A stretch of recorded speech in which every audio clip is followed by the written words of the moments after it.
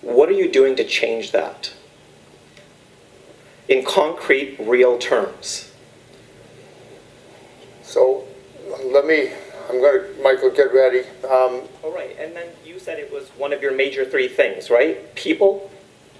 That's what I'd be curious about. Which people are you referencing? So let me, the way you phrased the question was with respect to the board. I think you likely mean the plan. So in terms of the plan, I think Michael will respond to that question. In terms of the board, the makeup of our board, I'm assuming that everybody here understands how this exercise works. But the way the AC board is actually populated is that each of the sponsors has the opportunity to nominate people. It's vetted by the Sponsors Corp. The appointment is made to the AC board. So that's how our board gets populated, and it's up to you guys, quite frankly, who's on that board. Our board is, over the last 4 or 5 years, has moved to largely towards a skills-based board that actually, in the process of being skills-based, has representation from the various constituencies. I'm quite proud of our board. I think it is actually very diverse in terms of the way it behaves and the way it thinks. It could be more diverse in terms of gender, but that's not a problem that I can personally solve. What I can tell you is that we try very hard and do what is possible to ensure that we are aware of and understand how a variety of different folk from a variety of different backgrounds think about these things. The sponsors board is there as nominations and subsequent appointments from, again, the sponsors. And so that's how that board gets populated. And as I look at it, it looks to me to be a pretty diverse board that I think would be quite arguably, successfully argued as very representative of the various types of individuals that are part of this plan. Pardon me? 75% of my membership in the city of Toronto is female. I'm not arguing that point with you, sir. I'm trying to answer a question about the boards. Michael, it's over to you to figure out how to respond vis-a-vis the employees. Thanks, George. And I actually appreciate the question. One of the things that you know on these things is all of these are a journey, right? And it just doesn't, we can't change everything just overnight. First of all, I'd like to actually start with the fact that it's actually has the attention of the organization at the very top. So one of the things that I've actually done in my capacity as a CEO at OMERS OAC is to make sure that we actually have programs in place to recognize diversity and inclusiveness. So that's fundamental, something that we've started in the program. And you actually have people who are participating in this program in this room today. And I actually would welcome you to actually have some of the discussion about the things that we're actually undertaking. Today, if you look across the universe of OMERS employees today, I believe, and Michelle Bannock's here, she can probably correct me, but I think 51% of our actual employee base is women today. So that's a change that we've had. The changes that we'd like to see across the organization, they take time. And so let me kind of give you one of the things that I believe will actually create where we want to get to as OMERS. All of these things are a journey. So if you allow me to actually think about this in the context of over a period of time, because this is how I've explained this to our board of directors, is that part of the change that we'll create in our organization, if I look at the young generation today, and I look at the diversity that we have across the young generations that are coming up through the school system into and coming to work at OMERS, the opportunity for us is to be part of that program and bring those people in. So we've created programs, what I call intake programs, our HR people call it rotation programs, to bring and make sure that as we go out across the universe and hire, that we're actually creating and bringing in the diversity, because it's just a natural step. It's not like we're trying to just solve for a problem. We have a whole series of different programs that we have that are underway across the organization in every office that we have to ensure that we're focused on it. So if I could, I would say to you that from my office, this is a conversation that we have on a regular basis. This is a journey. It's going to take us a period of time to actually get to where we would like to get to. It's top of mind. We engage with our board, we engage with our HR committee in and around this. And the reality is, it's going to take a moment in time for us to get there. I actually believe we're going to get there. It's fundamentally important to me. And the way I try and describe this to our organization is, if you think about this, what do we want at OMERS? We want the best people to come to work at OMERS. We want the best people.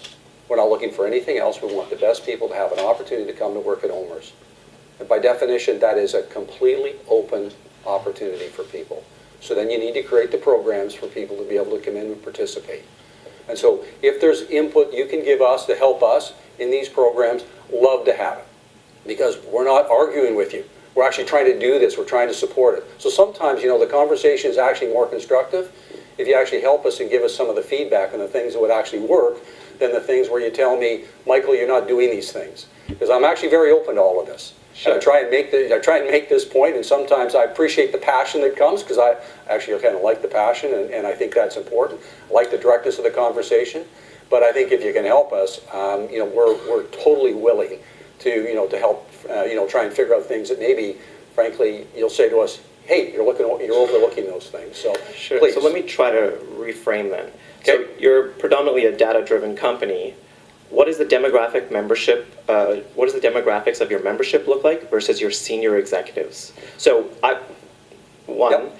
You want to know where your starting point is, and two, just from historical reference, old white men have been telling marginalized people, "Oh, it'll take time," for a long time now.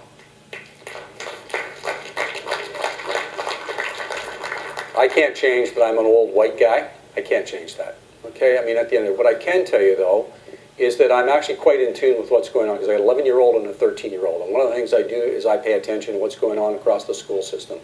I actually come to work every day at OMERS, and you should come over to my office, because I'd actually like to see what it is that I have outside of my office, which is a collage of our membership. I look at that every day that I come in.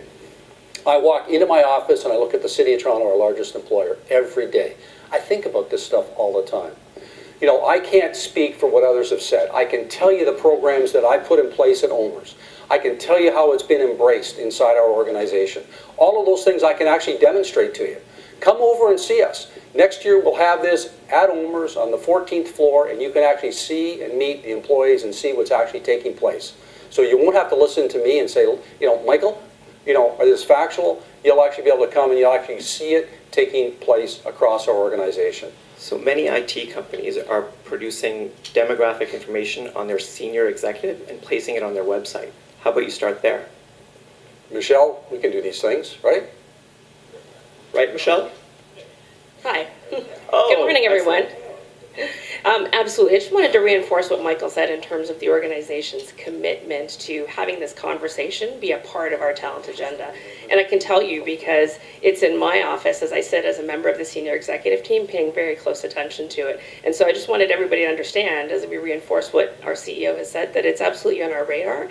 And it's a commitment that started with the principles that we shared in that video back in 1962, and is evident through many things that we're continuing in the organization. So I'm happy to have this dialogue with you one-on-one, or continue it When here. can I expect that on your website? Well, let's take that away and understand better what it is we really want to be talking about, actually. The conversation is a long one, and like many organizations, we are a work in progress, and I'm happy to say that we continue to make progress. And so I think understanding what it is that we want to be putting on there first and making sure that we can actually address things appropriately is the place to start. I'll leave it there, but that wasn't a sufficient answer.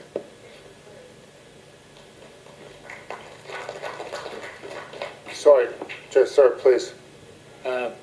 Thank you. My name is Kevin Scarrett. I'm a staff researcher with QP. My question is actually for George, I think, in the admin corp. It's coming from a bit of a different angle, but just to say, as George, as you know, QP and other trade unions representing OMERS members are very concerned about the continuing pressures against defined benefit pension plans that come from contracting out, privatization, outsourcing, and HR practices that are geared to undermining secure defined benefit pension coverage in a lot of workplaces. So in that context, the question I want to put to you is about a very specific OMERS investment that's come to our attention in the UK. You may know that an OMERS investee company called Thames Water has recently come to our attention for its decision to announce to its employees that it wants to close its own defined benefit pension plan for its workers. This is a company that OMERS has a significant private equity stake in as an investor. And I guess the question I want to ask is that the case that an investee company like Thames Water is doing this, is actually moving against defined benefit coverage for its own workers? And if that's the case, the second question is there any policy that the Admin Corp uses to guide its decision making, particularly in its private equity holdings, that would inhibit its HR practices or its treatment of its own workers with respect to pension coverage? Because this seems to us, I think it's fair to say, a really absurd contradiction to have a pension fund of a defined benefit pension plan actually going after and undermining the secure defined benefit pension coverage of the workers that work for companies that it co-owns.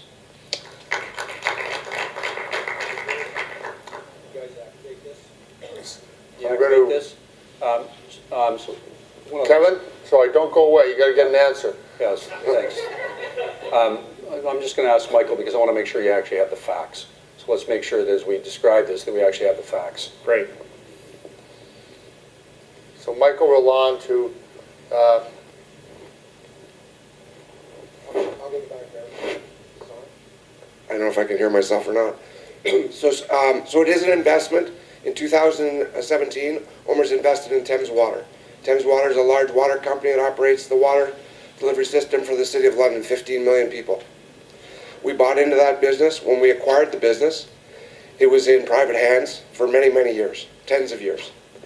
In 2011, they closed their DB plan for all new employees.